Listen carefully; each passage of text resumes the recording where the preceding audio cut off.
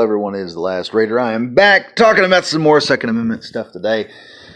And today we have Jack Wilson here on screen. He's got stopped a Texas church shooting. The guy walked in with what appears to be some sort of 12 gauge, I would think. From the video that I saw, it was some sort of small, either cut down or pre-manufactured short style weapon. I believe it was a shotgun because of the... We lifted up. There is a type of 12 gauge you can buy that's called, it's like a Mossberg Shockwave, basically, which is kind of dumb because this guy came into a Texas church with a 4-round 12 gauge shotgun, if that's the case, which sort of defeats a lot of gun grabber logic. I want to state something right now. There's a lot of people saying this dude is a trained individual and all that. All I have to say is right now, Jack Wilson deserves an attaboy. And he proves something. He proves that the good guy with a gun is not a myth. He also proves that a little bit of training and preparation can make a big difference. And I would say this, training is very important if you're going to have a firearm. I don't shoot enough, in my opinion. I probably shoot enough for most instructors to feel confident with me around with a gun. But in my opinion, I'm just not satisfied with my skill level. And I always want to improve. There's never... a person who stops being satisfied, who just gets satisfied with their skill level, is probably done learning anyway and probably needs to die. Because if you can't keep learning, you're not living, in my opinion. That may be harsh, but that is a reality of life. Excuse me. As far as the church shooting, I've seen the video on this. It has made me take a step back. Because two people did ended up getting killed. And I kind of looked at the situation and said, you know, if those guys had body armor, that may not have done anything different. I've gone online now and started looking up body armor, and I found out that, you know, AR 500 sells some pretty decent body armor kits, and you can build them yourself. And when I say build them yourself, I mean, they have like plates and stuff. You can buy the carrier first and then buy the plates that you need individually. The plates are like $100, like $60 to $100, and the actual carrier, like the cheapest one that I found that would fit for, you know, conceal carry and do good conceal carry is like less than $100. It's like $100 or less. So I'm looking at that right now, saying, you know, I think I need that, because if I took a 12 gauge to the chest and I'd had some of that AR 500 spec hard plate, which that stuff is amazing. But if I had some of that and I got shot in the chest, or one of those guys had it, we might be having a different story. They may not have died. So I'm kind of looking at the situation saying, you know, having some body armor on, I'm carrying a gun already. I carry a gun through the house. I carry a gun with me almost all the time. I'm almost always armed. Unless I'm either in the shower sleeping, which I need to put a gun compartment in my shower, actually. Thinking about it. But anyway, the idea of having some body armor on, it's sort of, there used to be a movie done by Chuck Norris, and it was called The President's Man. It's where Chuck Norris was this highly trained, advanced trained super soldier, almost like character, who worked directly for the president. And he was the guy, the president needed something done. He was the president's own personal army, one man. And he ends up training this guy. Chuck Norris is training this one kid to be a successor. He's training another soldier. And he's telling the guy in there, he says, in any ideal situation, a martial artist will come out on top. But the question is, what about the less than ideal?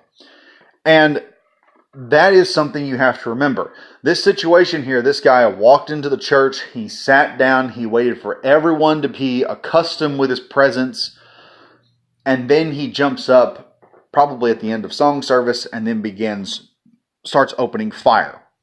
He picks a moment where people are where they've had him around, they've gotten comfortable with him being there, and they've kind of, pushed him aside, like, maybe he's probably just a lost soul that needs to be saved. And they're probably praying for his salvation. He's waited for this particular point. What I'm saying here is this guy made a decision a long time ago. The problem that you're going to deal with these shooters is they're going to pick the battlefield. They get to pick the field almost every single time. You, however, as a civilian, as a law-abiding citizen, you get the opportunity to pick how you respond to that battlefield. And looking at that, I would say the two individuals They've actually made me stop and think about it. So I'm considering some body armor for myself because one thing about bullets in firefights, all it takes is that one random bullet to take you out of the fight. And so if you got body armor on, it's kind of like Captain Price in Modern Warfare 3, in the final mission where you're fighting your way through, and Yuri goes, "This body armor, Price, it will protect us, yes?" And Price goes, "The body armor is here just to buy us time." That's all you need sometimes, is just a little bit of time bought. So yeah, I'm looking into some body armor. AR-500's got probably some of the best armor on the market, and it's the cheapest armor on the market.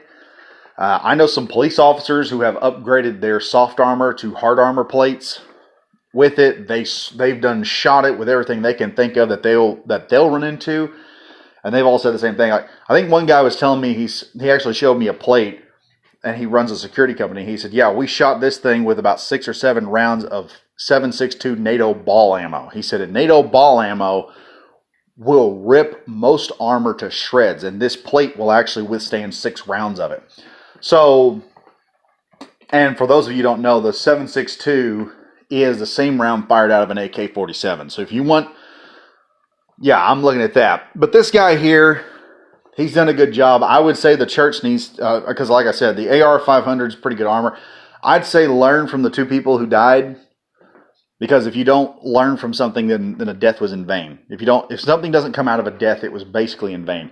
I would say to the church members, y'all need to sit back, take a look at the situation, and decide your security force. Body armor would not be a bad idea for them. It may not ever happen again, but it's a difference. It could mean the difference between someone dying and someone getting back up and saying, "I'm okay. I took it in the vest." And that would be a heck of a lot better. But the situation that ended up happening, this guy goes in. I've watched the video. Like I said, you hear only 3 gunshots. 2 of them are the guy firing, and I say it's a 12 gauge, like I said, because of the size of it, but also for the kill factor of this thing was retarded. He hits the first guy just drops. The second guy he hits, he just drops, and then this man here, Jack Wilson hauls off from across the room, and from 50 feet, taps him right in the side of the head, and I mean, drops him like a rock. It was beautiful.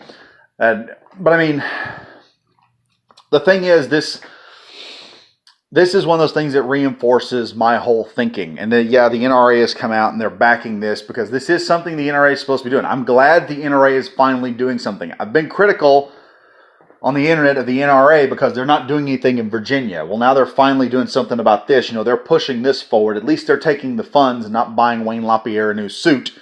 They are pushing this concept, and they're pushing this, saying, yeah, the good guy with a gun does exist. And here's proof that the good guy with a gun does make a difference. Because if you look inside that congregation, I'm telling you, this would have been 80, 90 people dead. And this guy walked in. He didn't take a high-capacity weapon in. He took a shotgun in with a 4-round magazine capacity. Okay? And with just 4 rounds at a time, this guy was going to methodically probably kill everyone in the room. And he probably saw the first security guard and thought, if I can just take out this security guard, I'll deal with it. Another thing I've seen from the video is the first victim. And I know I'm harping on this, but I want this to be a learning experience for people. I want the deaths. I want something to come out of these deaths, because it's not right. Because in my opinion, like I said, if you don't learn anything, if you don't get nothing out of a death, if you don't come back from a family member dying or something like that and say, I've learned this or I've learned that, then they died in vain. They didn't do enough for you in life. And so I want to say something. The moment the first guy in the video, the first victim that dies, the first person, or martyr, I would like to say, when he gets shot, he's shot. The first target this guy wants to shoot is the man standing up in the back. However, the guy that he ends up shooting is the guy first reaching for his gun. And I want people to recognize that, both anti-gunners and pro-gunners. You carry a gun with you. You need to be tactile in your deployment, but you also need to realize that by pulling that gun out and engaging with that shooter, you become the primary target. Everyone else around you becomes a secondary target. And as long as you are breathing, you are the one person that shooter desperately must kill. On that note, to anti-gunners, because of that little scenario, because of you having a gun, being the number one person to shoot at, you are in essence shielding everyone else. And as I said before, just like Captain Price said, buying time. Everyone around you has a chance to scramble and get to safety and get out of the room and get out of the building and get away from the shooter while he's trying to eliminate you, his number one threat to his fun. And that's what a mass shooter is. They go into a place like this and they go in looking for fun.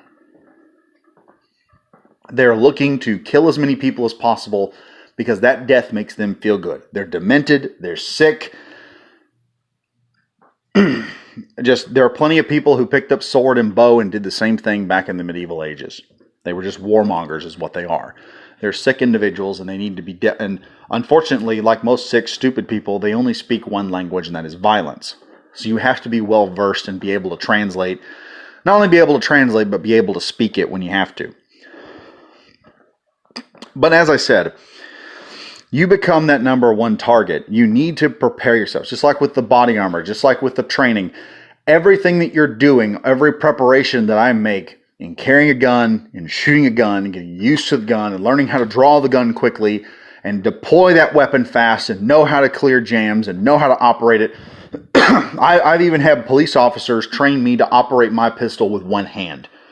And I can shoot it with either hand.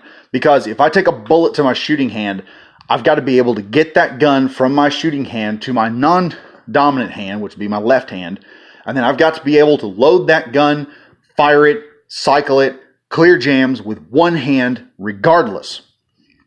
At the same time, a bulletproof vest will stop vital organs from being hit. Training would also enable you to keep going even through the fight. The whole purpose of having a gun is actually a shield. It's an offensive shield. And that shield protects everyone around you. Because, as I said before, the shooter has to eliminate you, because if you take him out, no one else is going to die afterward. But if he kills you, he can start continuing. The time in between that it takes for him to kill you is every bullet fired your direction as a gun owner is a bullet that's not striking another individual. So everyone has time to get away. You don't know how many people probably have been saved by an individual stepping up and getting shot. You don't know how many people have managed to get away because an intense firefight happens and people do what most animals do. They run from the noise. People don't go running towards it, they run from it. That's why we often see heroes as being very unusual, because our animal instinct, as I like to call it, tells us to run away from a problem. But it's like what the Marines say. Marines usually will say, yeah, we're the one group that runs towards the fighting. We run to the fire. We run to the battle. We run to the fight. Why? Because they're trained to do so. You need to train with a weapon. You need to be able to pull it fast, pull it efficiently, cut down the time it takes for you to deploy that weapon and engage a target, and engage that target accurately. Keep those times down, and then also I would say add some body armor on top of it. Like I said, I don't want those 2 deaths to be in vain. My deepest condolences to the family. I hope I honored your family by trying to bring something to the table that, may be able to save lives later on. Hopefully that God will bless them, and He will bless your families, and He will probably use this to maybe save more lives later, both spiritually and physically. To Jack Wilson, if you're in Southeast Missouri sometime, and you and I meet, I don't know if we ever will, because I don't like to give out my face, name, or number on my channel for obvious reasons. But if I ever see you at the range, man, we'll probably talk. I may buy you dinner sometime if I ever see you. You do deserve an attaboy. In my opinion, the governor needs to be giving this man a medal for stepping up where no one else did. The president needs to give him a medal for stepping up when no one else did. I don't know if he'll accept it or not, but the gesture should be done. As usual, I'm the Last Raider, and more so than ever, folks, keep your head on a swivel, stay frosty, and hopefully I will see you guys next time.